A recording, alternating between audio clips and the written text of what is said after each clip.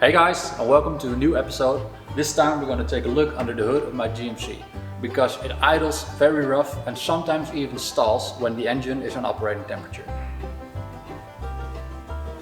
Because this engine is a 305 TBI, we can read the trouble codes using a copper wire. And now I'm going to show you how to do that.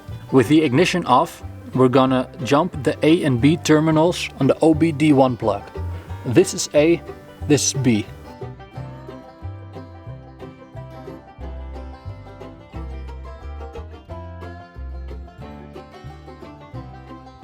With the A and B terminals jumped, we're going to turn on the ignition and we're going to read the trouble codes in the gauge cluster.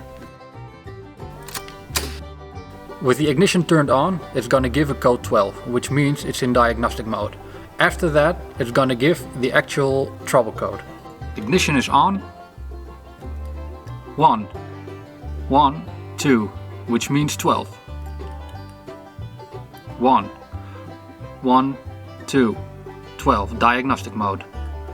It's going to give it one more time and then it's going to give the trouble code from the ICU self. 1, 1, 2, 3, 4, 5, which means 15. It gave a code 15, and if you look in the TBI service manual you can look up the trouble codes. I have a list here with the trouble codes, and on trouble code 15 it says coolant temperature low, which indicates a bad coolant temperature sensor. To test the temperature sensor, we started the engine and let it heat up to operating temperature. Now we're going to look at the sensor, unplug it and see if the idle returns to normal.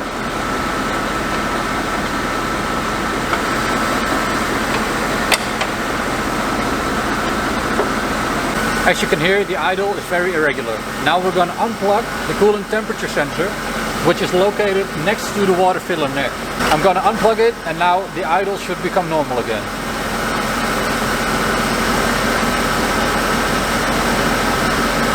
It's unplugged now.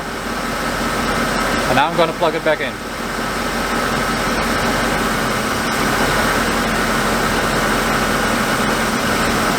Together with the trouble code 15, this indicates a faulty sensor.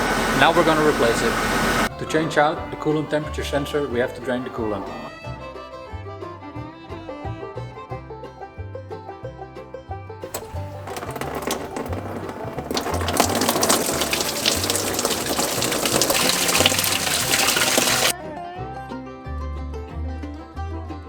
Coolant is hot.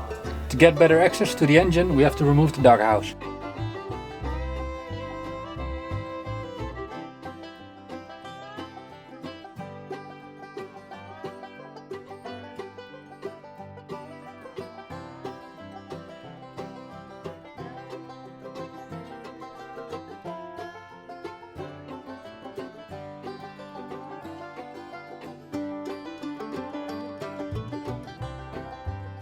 So here is the temperature control sensor.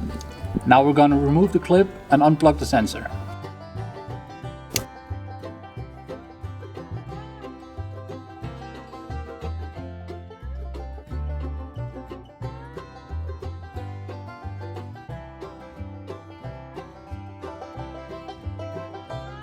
So we have the old one out now and we're going to put in the new one.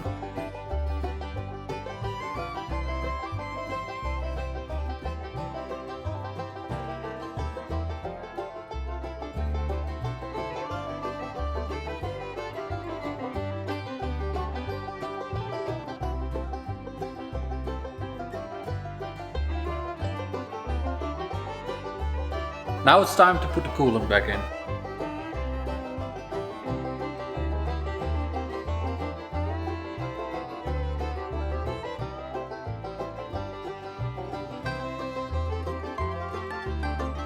So we changed out the sensor and as you can hear it's running smooth again.